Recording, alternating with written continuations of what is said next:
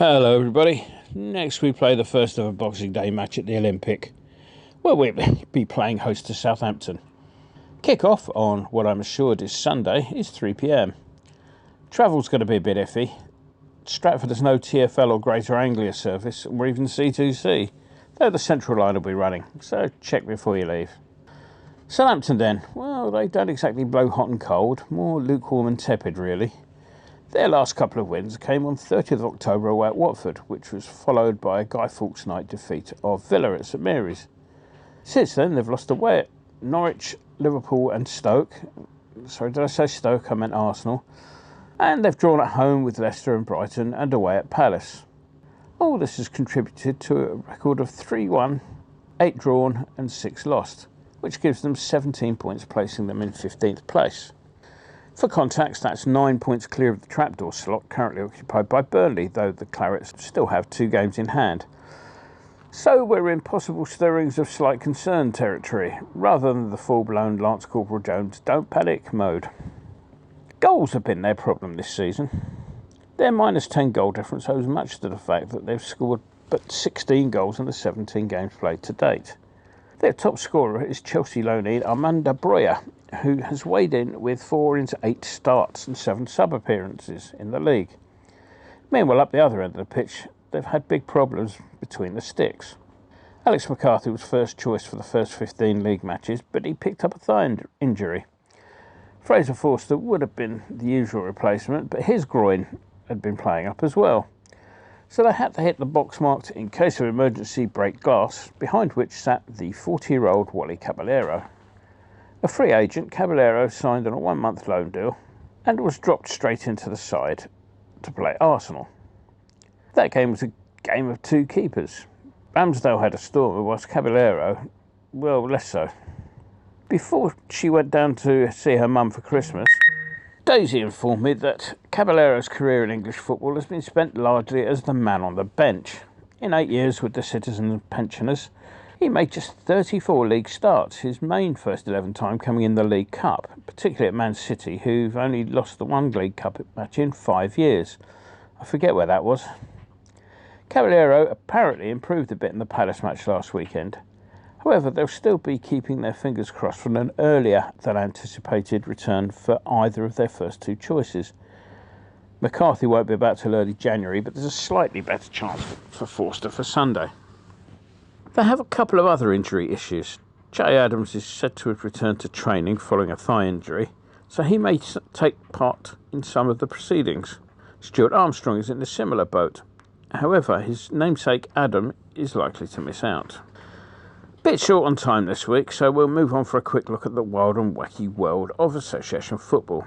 And chaos is reigning up at Oldham, where I guess they've started to ban fans from matches merely for having had the temerity to criticise the ownership.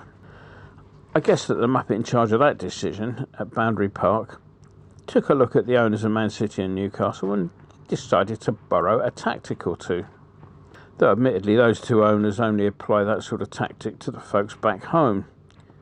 It is to be hoped that Oldham owner Abdullah Lemsagem doesn't take things further down that route.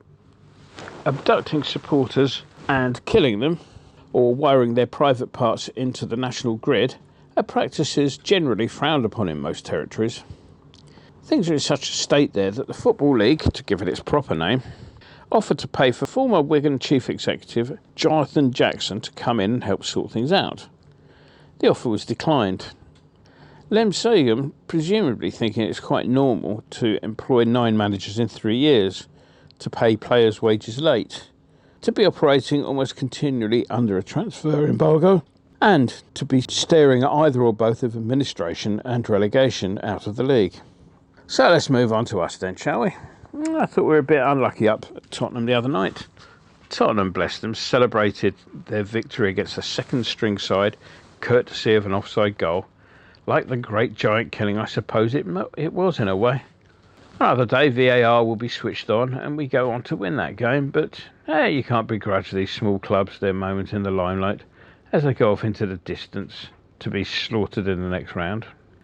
We have a long history of going out to lower-class opposition in the Cup. We'll file it all in that file and move on. Elsewhere, I see PGMOL have confessed that Anthony Taylor was wrong against Arsenal. No, really? This has caused a lot of consternation in the Twitter sphere amongst those that chose to defend the referees at all costs. Those stupid people who were defending those stupid people were spouting, no, it's clearly a foul, tweets. It being cheaper, I suppose, than having the word moron tattooed on the forehead. They've all gone a bit quiet since the shambles responsible for the error has confirmed that it was nothing of the sort. None of which helps us, of course. Southampton was still suspended, and the points were handed to Arsenal on a plate. I suspect that PGMOL now have these apologies sorted out on a standard template. They just fill in the date, the match and the referee's name. If only they'd put the similar sort of effort in trying to improve standards. You know, like what they're supposed to do. Maybe they wouldn't have to play around with Microsoft Word templates if they did. Though, obviously, not slinging out a few hundred apologies every season is, I'm guessing it's a bit cheaper, shall we say, than actually having to stop the errors in the first place. Injuries. Antonio missed out on his regulation goal against the Cannon Fodder on Wednesday thanks to a positive COVID test. The word is he feels okay, but it's touch and go as to whether or not he'll make Boxing Day. The rules on self-isolation changed the other day, and much depends on the date he actually tested positive and his ability to provide 2 negative tests in days 5 and 6 of the quarantine period. Having said that, if he's been locked away as the rules suggest, that will also mean a lack of training and match fitness, and I'm always worried about his hamstrings. Zuma and Ogbon are obviously long-term issues, and the Cresswell thing is becoming very much a worry. He hit that goalpost so hard the goalpost was subsequently put down.